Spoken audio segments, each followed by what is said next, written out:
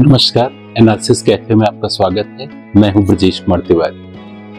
आज मैं बात करूंगा वर्क लाइफ बैलेंस के बारे में कि कैसे हम जो हमारी कार्य संस्कृति है, जो हमें ऑर्गेनाइजेशन में कार्य करना पड़ता है और प्लस हमें जो हमारा जो व्यक्तिगत जो हमारे दायित्व होते, पारिवारिक जिम्मेदारियां होती, उनके बीच में हम सामंजस्य कैसे लाएं, उनको बीच में कैसे बैलेंस लाएं।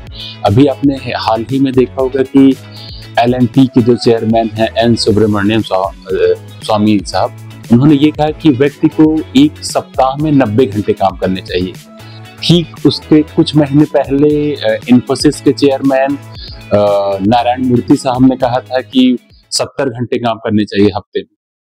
जबकि ऐसे समय में जब ये बिल्कुल सही बात है कि जो मेहनत है उसका कोई विकल्प नहीं होता है, उसका कोई भी ऑप्शन नहीं होता है।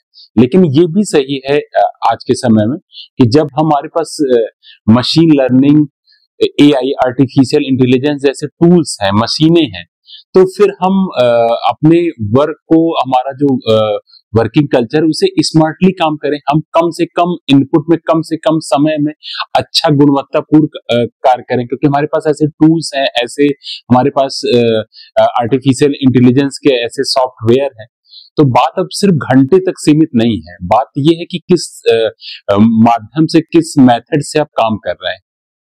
और जहां तक घंटे की बात है, तो बहुत पहले ही हमारे देश में फैक्ट्रीज एक्ट जो 1948 में बना, उसमें ये काम के घंटे निर्धारित हैं कि कोई भी व्यक्ति जो है एक सप्ताह में कोई भी संगठन, कोई भी ऑर्गेनाइजेशन 48 आवर्स मीन्स 48 घंटे से एक सप्ताह में कोई भी व्यक्ति ज्यादा काम नहीं करेगा।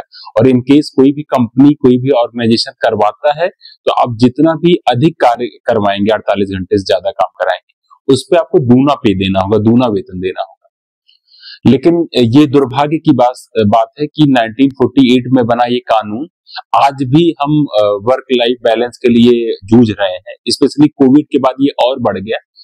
और यही कारण है कि जो अभी पिछला जो वर्ल्ड की जो वर्क लाइफ बैलेंस का जो इंडेक्स था, उसमें इंडिया की जो रैंकिंग थी वो 43rd थी, मीन्स 43वें रैंक पे हम थे वर्क लाइफ बैलेंस के मामले में। और अभी रिसेंटली डेलॉयट जो रिसर्च कंपनी, उसका जो रिपोर्ट ये बताता है कि लगभग 80% जो एम्प्लॉइज की परफॉर्मेंस होती है वो वर्किंग कल्चर पे डिपेंड करती है, किस तरह की कार्य संस्कृति के बीच वो कार्य कर रहा है। तो वर्किंग कल्चर पे लोगों को ध्यान देना होगा, कंपनियों को ध्यान देना होगा।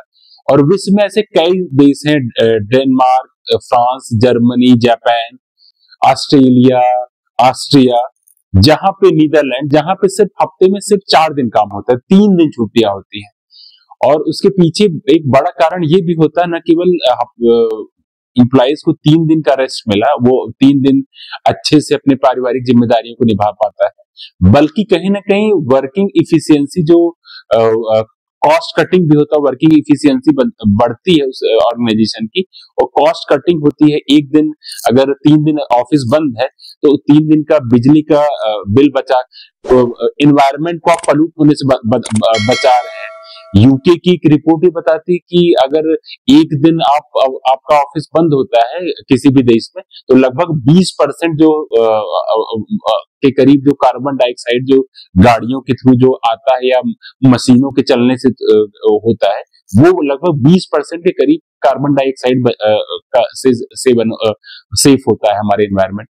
तो कई सारे फायदे भी हैं। अगर हम हफ्ते में जो है वर्किंग जो डेज है वो कम कर देते हैं, तो उसके बहुत सारे फायदे। और इसीलिए मुझे लगता है लगभग 50 से ज्यादा देश है जहां पे जो वर्किंग वीक है, काम के जो सप्ताह है, काम के दिन है, वो हफ्ते में सिर्फ 4 दिन है, कुछ जगह तो सिर्फ 3 दिन।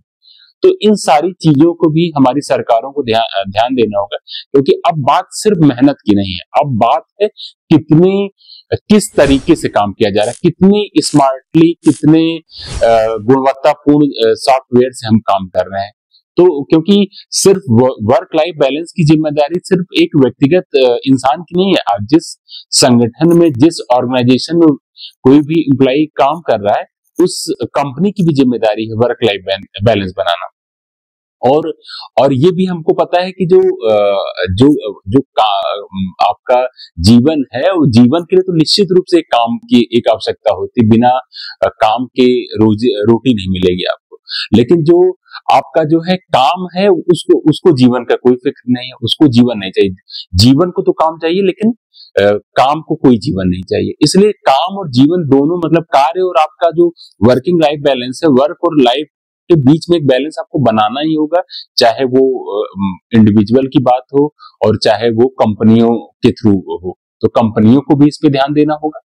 और क्योंकि जितना आप अच्छे से कार्य संस्कृति कंपनियों की अच्छी होगी, जितना अच्छा वो एक देंगे, आधार देंगे, एक एनवायरनमेंट क्रिएट करेंगे, एम्प्लॉइज उतना अच्छा काम करेगा, उतना अच्छा आउटपुट आएगा।